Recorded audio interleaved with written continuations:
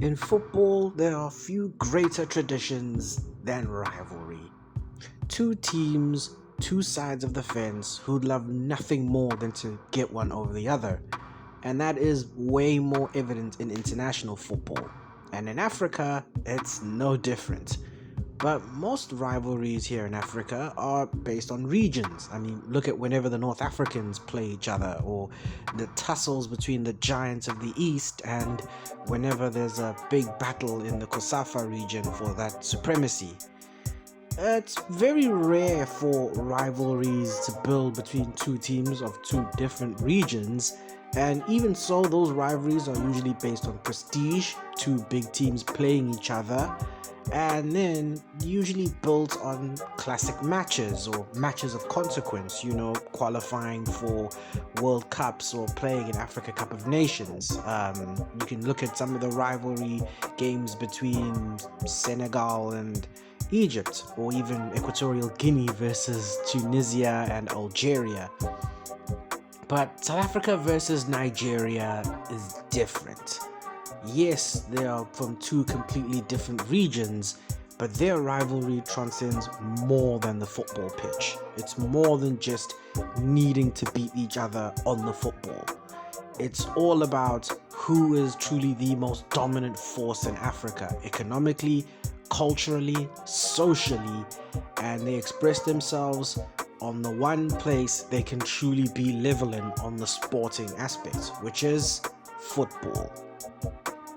Hi, I'm the Football Otaku, and welcome to my latest video. And in this video, leading up to the Crunch World Cup qualifier between Bafana Bafana and the Super Eagles, I've decided to make a bit of an essay video, a bit of a history video on the history and the sort of context and why the rivalry between South Africa and Nigeria is probably one of the great fixtures of African national team football.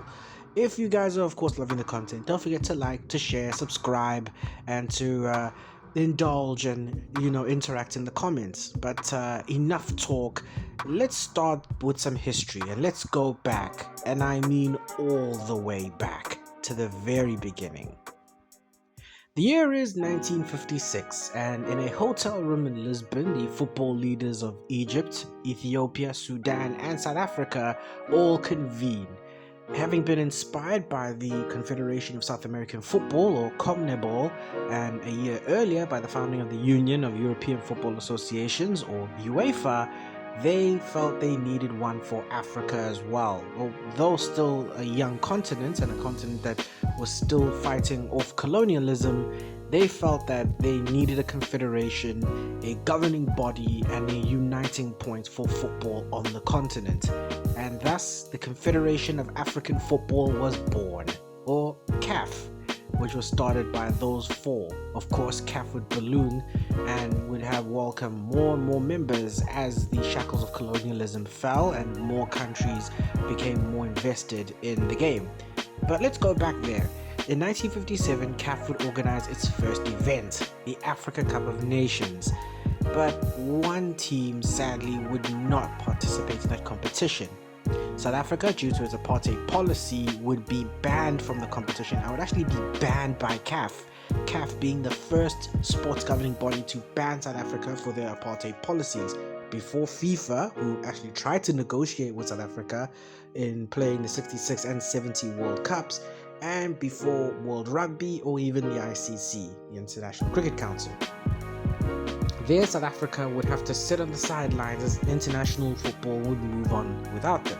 That would be even past the heydays of the 70s, where to this day many South Africans still wonder if we had been allowed to play football at that time, would we be one of the giants of Africa in that time period? Definitely we feel we'd be better than the Ghanaians who had ruled African football at the time. But those are questions for another day. Anyway, as South Africa would be welcomed back into the space in the 1990s, there was already a giant of the game that was ruling over it. Nigeria were heading into a bit of a golden age. I mean, having, of course, some top players like the now late Peter Rufai, Stephen the Big Boss Keshi, a young Nwankwo Kanu, and JJ Okocha, The Super Eagles had a very, very strong campaign at the 1992 Africa Cup of Nations, and the two countries would meet for the first time on the road to 1994, that is Africa Cup of Nations and the World Cup. And it would be a brutal encounter.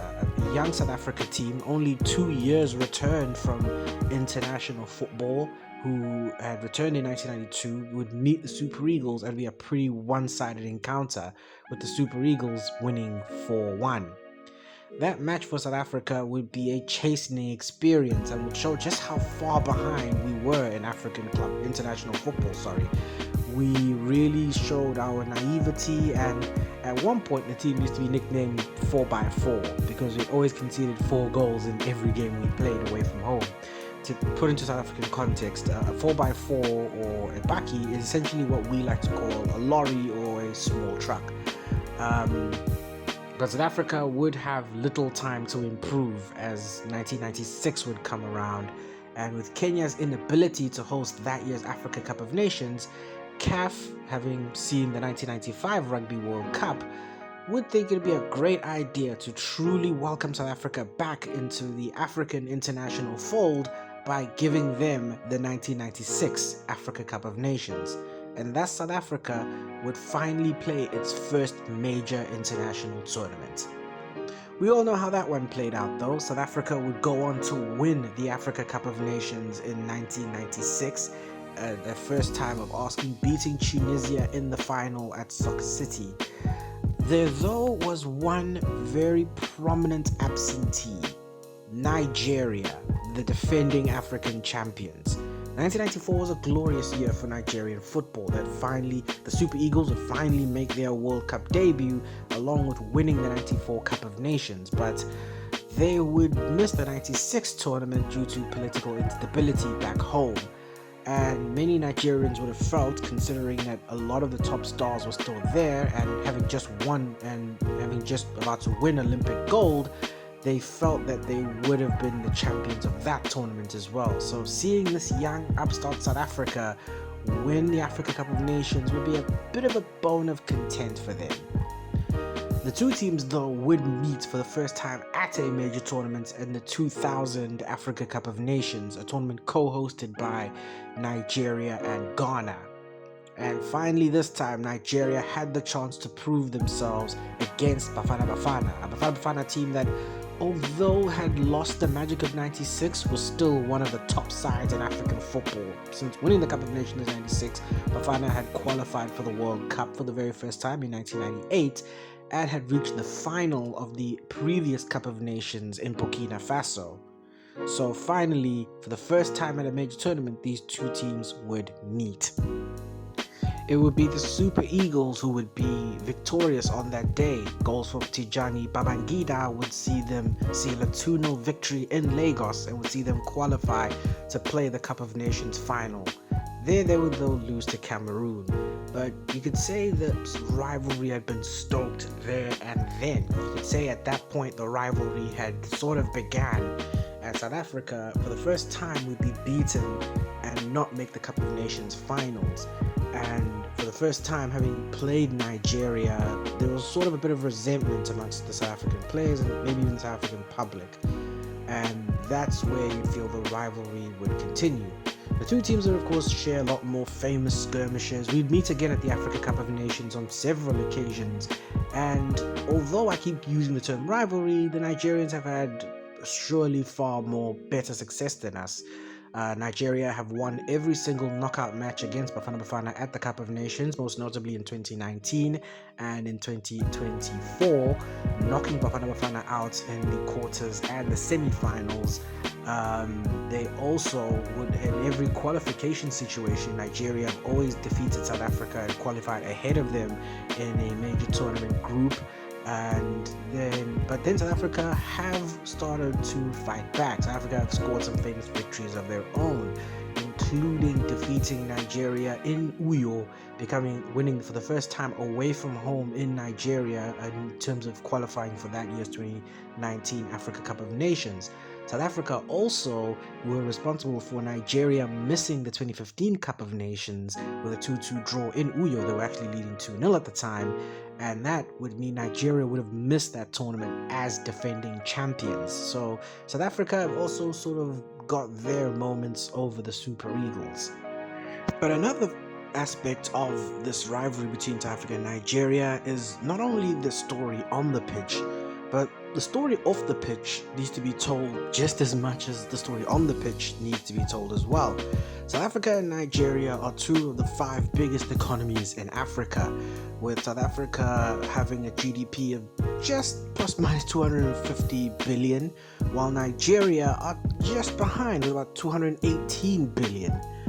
South Africa and Nigeria also are two of the biggest exporters on the continent. These exports, of course, are what help their country a lot in terms of their succession, in terms of their accomplishments in the global economic field. South Africa, quite famously, we export gold, platinum, and even wine abroad to the greater world, while Nigeria are one of the top exporters in a very valuable commodity, oil and petroleum. This also leads to great success in the economic field, especially here on the continent. It also helps South Africa and Nigeria economically are home of some of the most richest and most influential business people on the continent. I mean, you just have to look at the CAF president, Patrice Motsepe, who is a very successful entrepreneur, very successful businessman, and very successfully ran Mamelodi Sundowns before taking the top CAF job.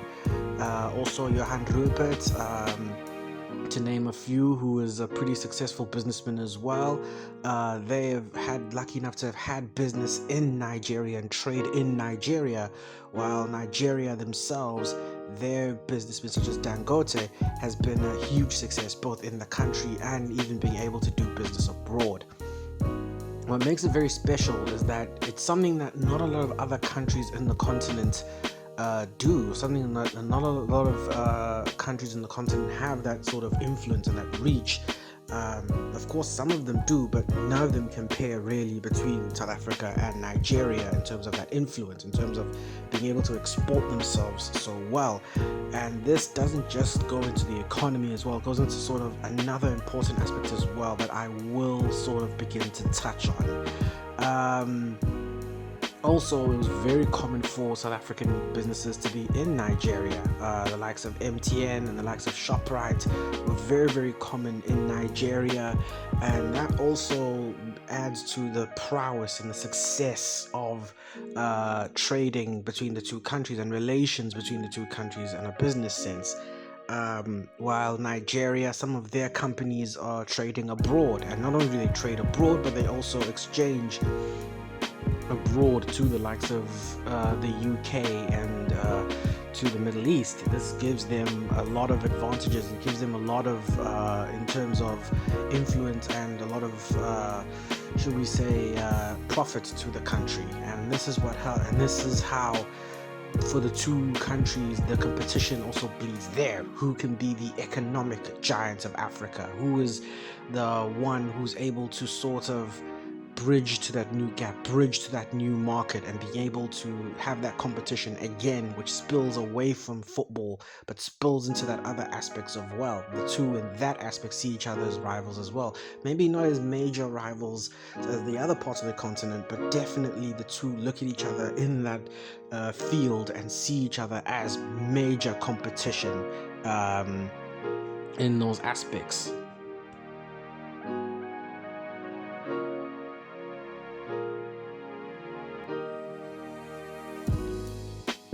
And one of those aspects that South Africa and Nigeria definitely competed, not just in economics, but also in terms of pop culture, and specifically in music. South Africa and Nigeria are two of the biggest, or probably the two biggest cultural exporters in South Africa while going abroad, especially going to that precious American and Western markets. If you look at a lot of other places on the continent, they don't really have the musical reach, especially in other regions, don't necessarily have that musical reach to go abroad to the likes of America and to the UK and to other parts of the world. Some of which, especially the Francophone artists, they usually break in other parts of West Africa and also in France and in some parts of Europe. But for South Africa and Nigeria, it's very, very different, as in they are very successful abroad in America.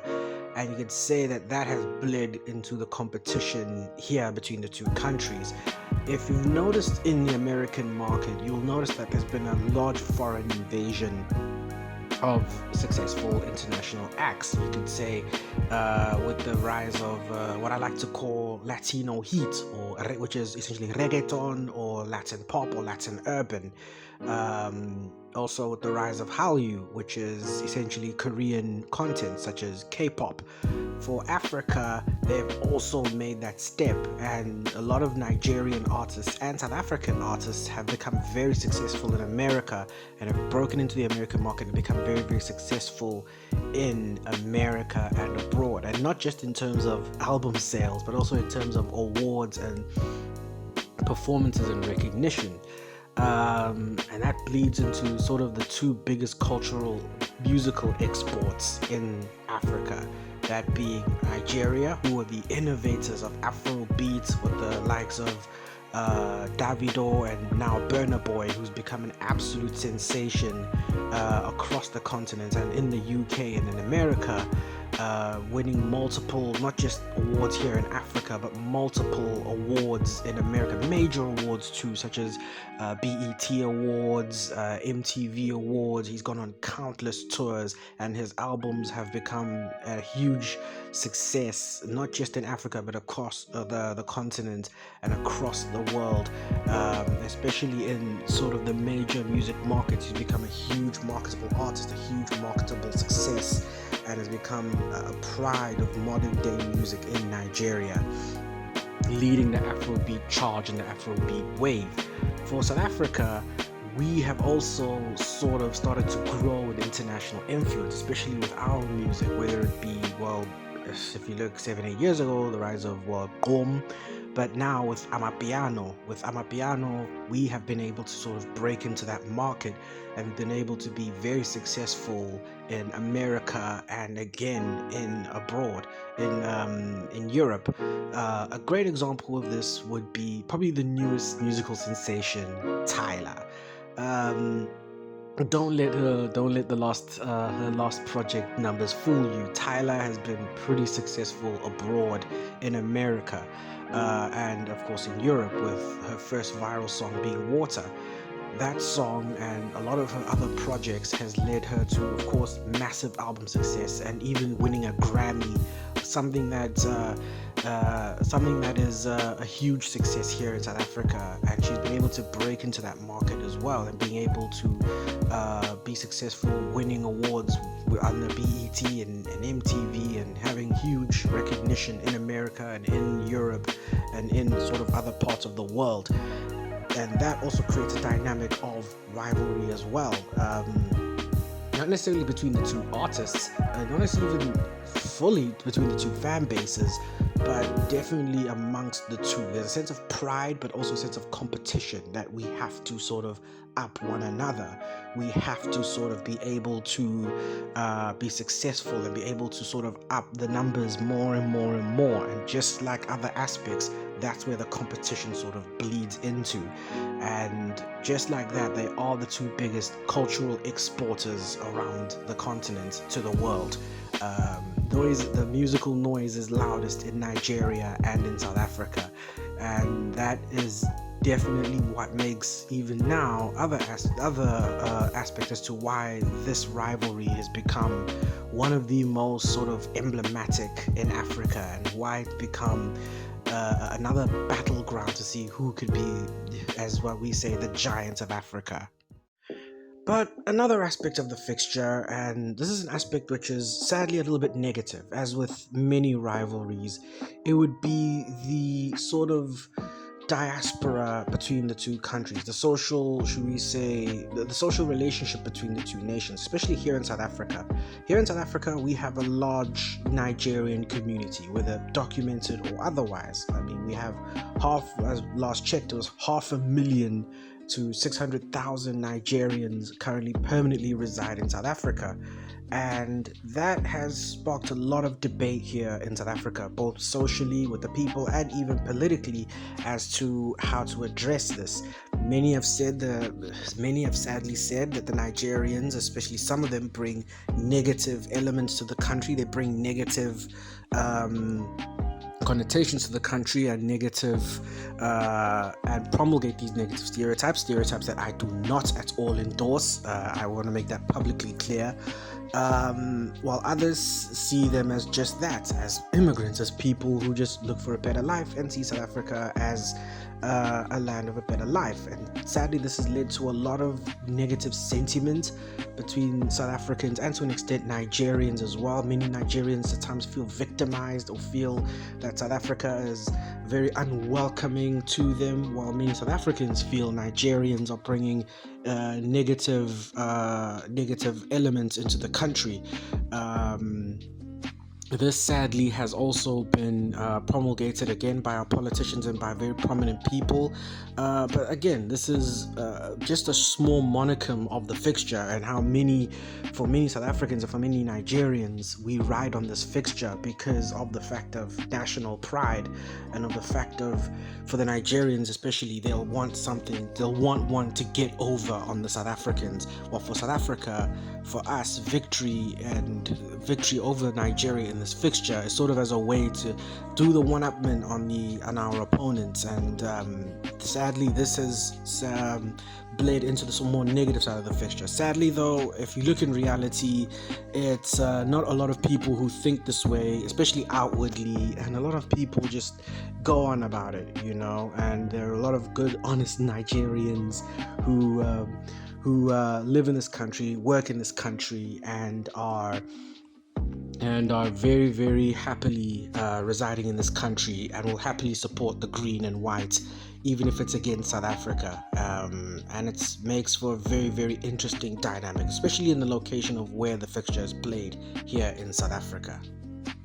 But to bring it back to the football, on the match on Tuesday will be more than just a match. It will be more than just 3 points on the line, more than just keeping the World Cup dream alive or taking one step closer to North America.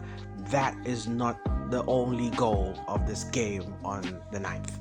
It will be about pride. It will be about two patriotic, proud peoples who have become very successful, peoples who have become very notable, people who have become very, very united, and people who have become very boisterous and loud. And for them, it'll be all about pride. It'll be all about getting one over the other. For Nigeria, it'll be about showing that they are the true giants of Africa, that they are the biggest country, the best representation of Africa, not just on the pitch, but off the pitch. And to do that in the one big pastime we have in this continent, to do that is to defeat their one big opposition, which is South Africa, their biggest threat to that crown. For South Africa, it's to prove that we belong, that 1996 wasn't a fluke, that the 90s weren't just beginner's luck, that we truly do belong in the big table of African giants, that we do belong and part of that group and pantheon of the top clubs or the top countries and the top football nations in Africa. And that we, despite being behind and having missed almost 30 years of international football, that we are just as good as we would have been in the 70s today. And to do that is to topple the biggest and definitely the most impactful Anglophone giant on the continent, and that is Nigeria. This match isn't going to be about 3 points. It's not just going to be a place at the World Cup. It'll be about pride, history, patriotism, and for the next 90 minutes, whether you're going to be watching in Johannesburg, Durban, Cape Town, or going to be at the stadium in Bloemfontein, or whether you're watching in Lagos, Abuja, Port Harcourt, for 90 minutes, two nations come to a standstill to relive another one of the great fixtures of African international football. Bafana Bafana versus the Super Eagles. South Africa versus Nigeria. And that's it. That is the end of my video. I hope you guys thoroughly enjoyed it, and I hope you guys probably learned a little bit more about the dynamic between South Africa and Nigeria and why this is such an important match. If you guys are in the comments, what are your predictions for the match itself? Who will you be supporting? Are you South African? Are you Nigerian? And how do you feel about the game, and what do you think is going to go down? Of course, if you guys are loving the content, don't forget to like, to share, subscribe for more videos. And it's been your boy, the Football Otaku, and never forget, real football always wins. Check you on the flip side. Bye bye.